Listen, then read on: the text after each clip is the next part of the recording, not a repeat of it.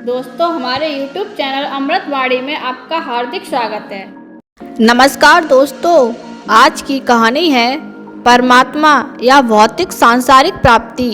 एक बार एक बहुत न्यायप्रिय तथा प्रजा वात्सल एवं धार्मिक स्वभाव का एक राजा था। वह नित्य अपने इष्ट देव की बड़ी श्रद्धा से पूजा पाठ और याद करता था। एक दिन इष्ट देव ने प्रसन्न होकर उसे दर्शन दिए तथा कहा, राजन, मैं तुमसे बहुत प्रसन्न हूँ, बोलो तुम्हारी कोई इच्छा है। प्रजा को चाहने वाला राजा बोला, भगवान, मेरे पास आपका दिया हुआ सब कुछ है। आपकी कृपा से राज्य में सब प्रकार की सुख शांति है।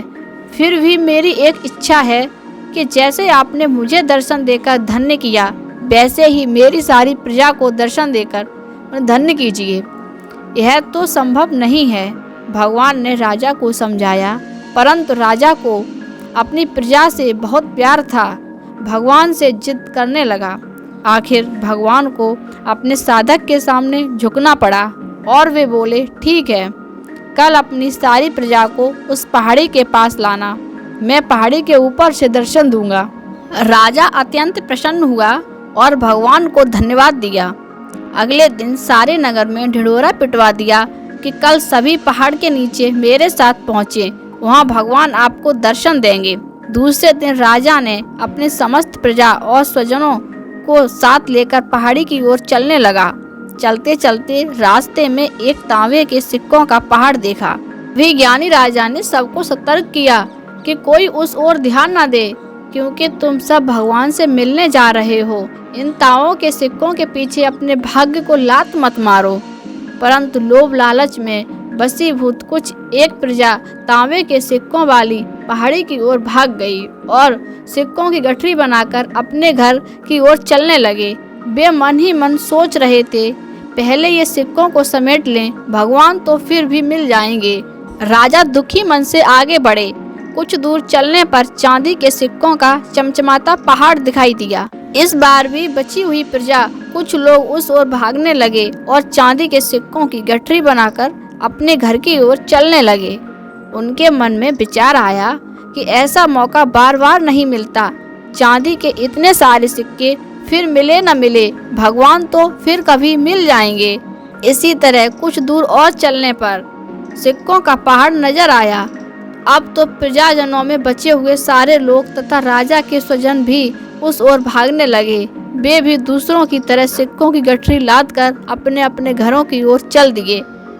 अब केवल राजा और रानी ही शेष रह गए थे। राजा ने रानी से कहा, देखो कितने लोभी ये लोग हैं, भगवान से मिलने का महत्व ही नहीं जानते।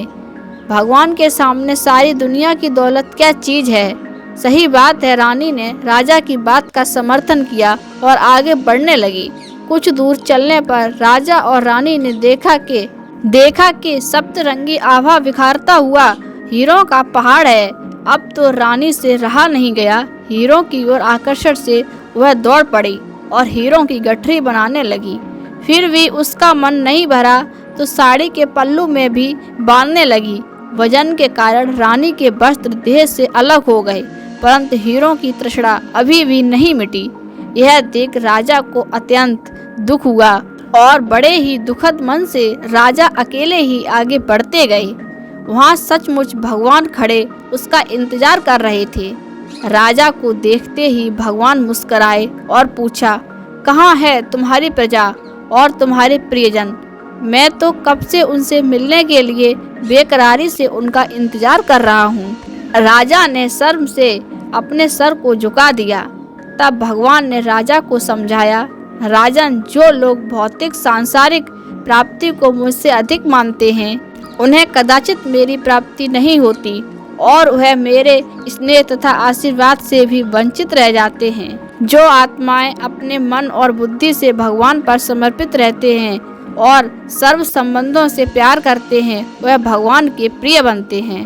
दोस्तों, वीडियो अच्छी लगी हो तो वीडियो को लाइक एवं शेयर करें और ऐसी ही वीडियो देखने के लिए हमारे चैनल को सब्सक्राइब कर लें। धन्यवाद।